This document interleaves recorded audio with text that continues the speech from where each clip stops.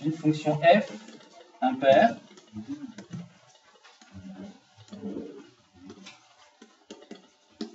je calcule f de moins x. Alors, voici f de x.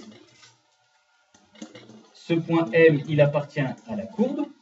Et pour une fonction impaire, lorsque vous remplacez x par moins x, eh bien, c'est l'opposé de f de x. Pour la paire, c'est f de x. Pour la fonction impaire, c'est moins f de x. Graphiquement, qu'est-ce qui se passe? Et comment je place, moi, dans mon graphique, moins f de x? Ben, je prends f de x et je le mets en bas. Je prends le symétrique.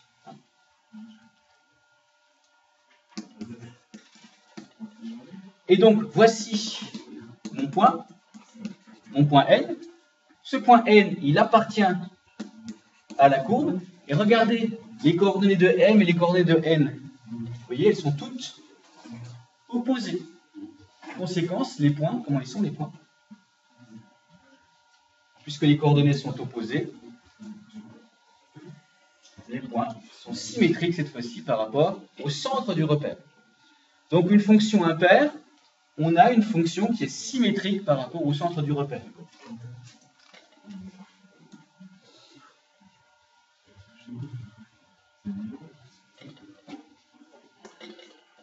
C'est ça? C'est toujours égal à 0, une fonction impaire. En 0, oui. Soit c'est toujours égal à 0, soit c'est pas défini, par exemple la fonction 1 sur x. La fonction inverse, elle n'est pas définie en 0, donc tu as les deux arcs, mais elle est symétrique. Mais si c'est défini en 0, forcément, obligatoirement, f de 0 vaut 0. Alors qu'est-ce qui va se passer pour une fonction impaire? Je recommence le même petit système. Je veux calculer, encore une fois mon objectif c'est le même, je veux calculer l'intégrale entre moins a et a de f de x dx. Et qu'est-ce qui se passe? Je regarde graphiquement la chose.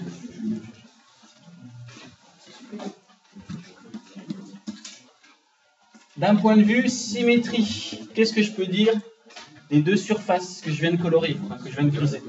Elles sont égales. En surface, elles sont égales. Or, lorsque vous calculez une intégrale d'une fonction qui est négative, quand vous calculez une intégrale d'une fonction négative, elle est comment par rapport à la fonction positive? Non. Elle n'est pas égale. Regardez, je prends, peu importe, l'intégrale entre a et b de x carré dx, et je compare entre l'intégrale entre a et b de moins x carré dx. Comment elles sont ces deux intégrales? Est-ce qu'elles sont égales? Non, elles sont opposées. Elles sont opposées. Ça veut dire que ici et là, j'ai en surface la même valeur, mais en nombre, j'ai pas les mêmes nombres. J'ai tout simplement les nombres opposés. Quand vous avez la fonction négative, son intégrale, c'est l'opposé de l'intégrale de la fonction positive.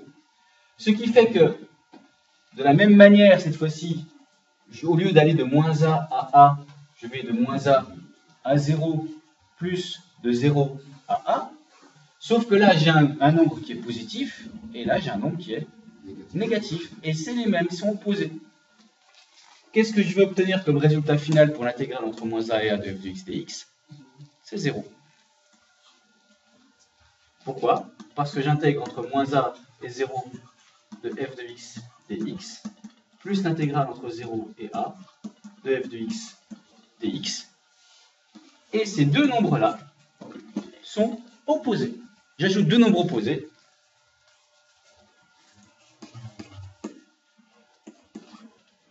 Ça fait au résultat 0. On n'avait pas noté ça dans le cours, hein? Bon, on va l'écrire alors. Il me semble. Alors, je reviens sur ce qu'on avait fait la dernière fois.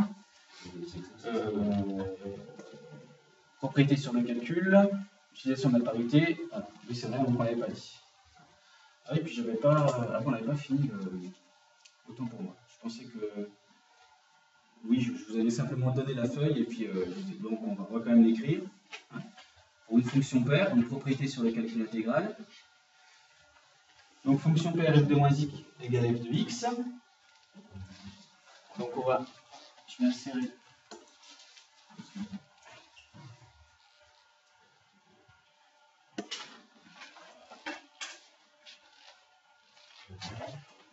Donc calcul intégral avec f paire.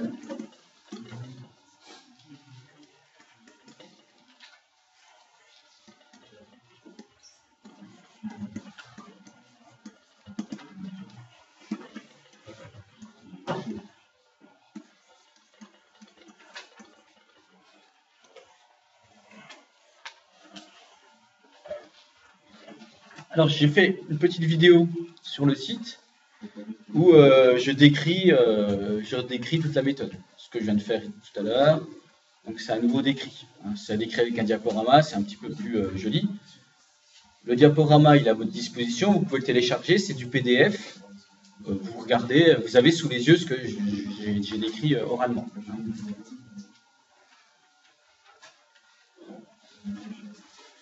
Donc petit b, fonction impaire.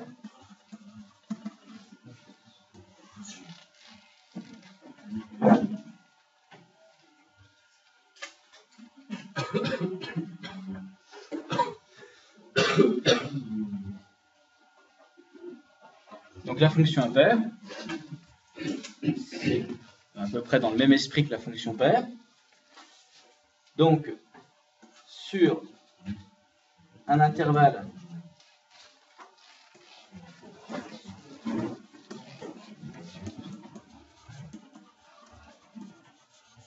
centré en 0, donc du type moins a,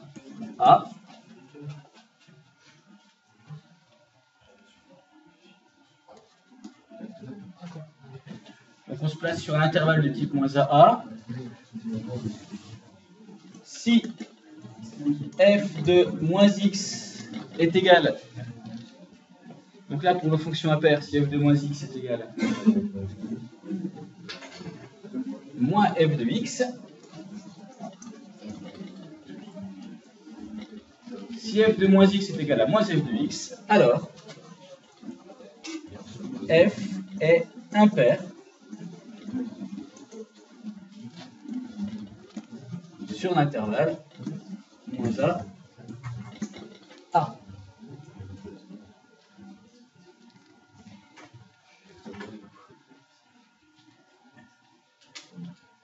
La conséquence sur le calcul intégral, alors on va pardon, graphiquement, hein.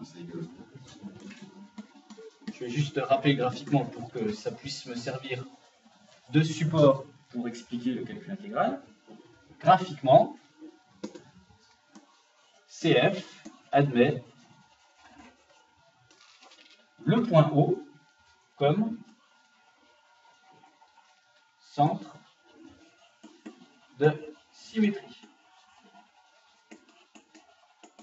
Ça c'est très important parce que c'est grâce à ça que je peux expliquer pourquoi l'intégrale vaut 0 comme on vient de le voir.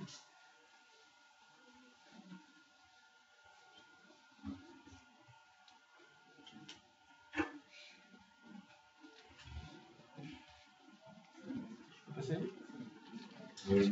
Encore ?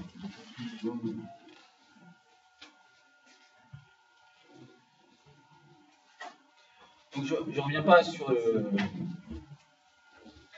la conséquence graphique. Hein. Je l'ai déjà illustré plusieurs fois.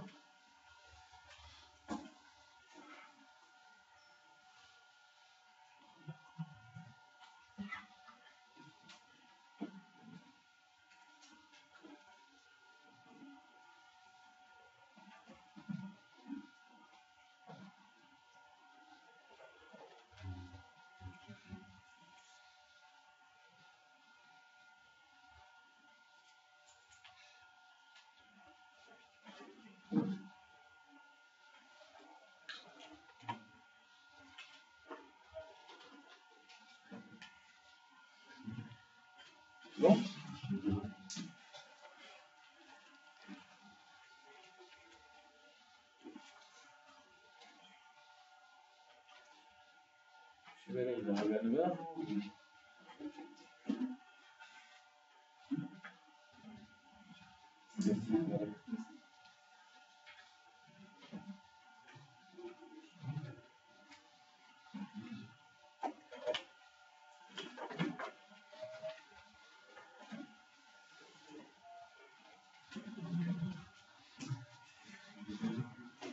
Ok. Donc CF admet O comme centre de symétrie. Donc qu'est-ce qui va se passer? Voici une illustration graphique. Je vais dessiner schématiquement une fonction impaire.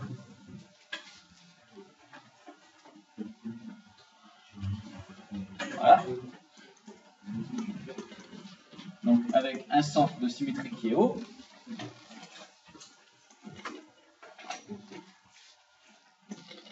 Et je remarque, en interprétant les intégrales sous forme d'air sous la courbe,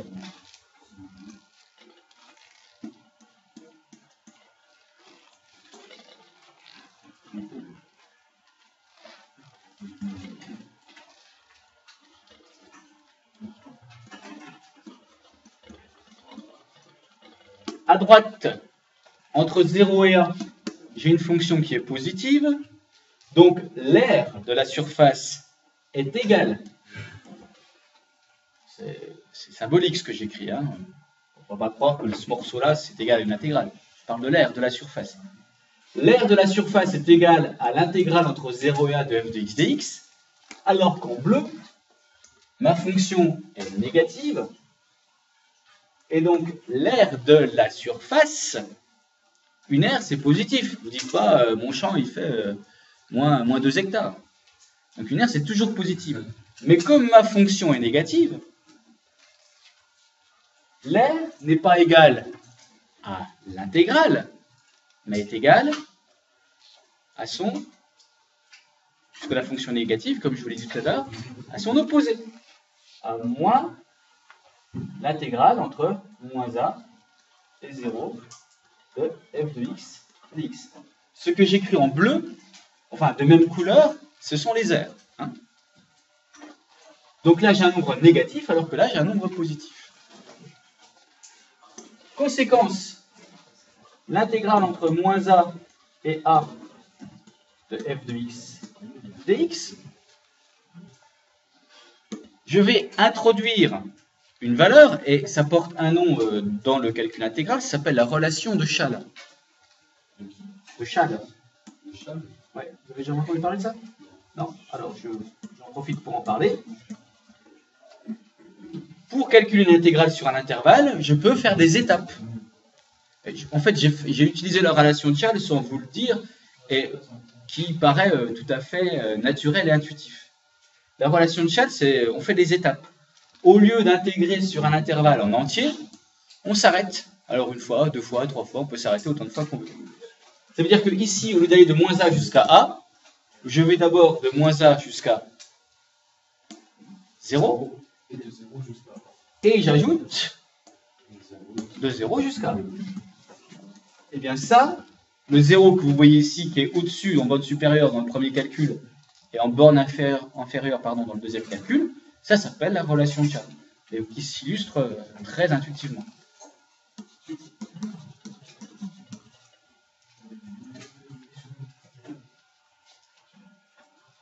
Ces deux intégrales-là, qui sont ici, eh bien, à cause de la symétrie par rapport à O, en interprétant les intégrales de manière géométrique, ces deux intégrales-là sont des valeurs, sont deux nombres qui sont opposés. J'ai l'intégrale entre 0 et 1 de f de x dx qui est égale à moins l'intégrale entre moins 1 et 0 de f de x dx. Donc, le résultat vaut 0.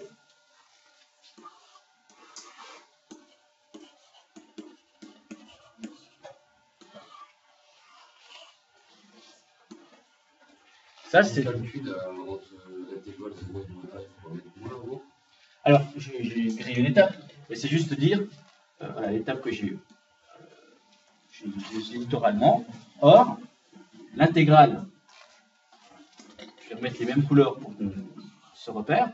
L'intégrale entre 0 et a de f de x dx est égale à l'opposé de l'intégrale entre moins a et 0 de f de x dx. On a en valeur absolue, c'est les valeurs en nombre sans signe, on a les mêmes valeurs, mais c'est des nombres sont opposés. Mais si j'ajoute deux nombres opposés, le résultat fait 0. Donc là, pour le coup, c'est super pratique. Parce que si vous avez une fonction impaire, que vous devez l'intégrer sur un intervalle centré en 0, il n'y a aucun calcul à faire. Mais aucun. J'insiste. Je peux vous dire qu'il y en a, ils m'ont déjà fait. Ça fait 0. On ne se pose pas de questions. Alors, des fonctions impaires, vous en connaissez deux célèbres qu'il faut bien retenir, enfin 3 même. La fonction carré est paire. La fonction sinus, la fonction cube et la fonction inverse. Voilà.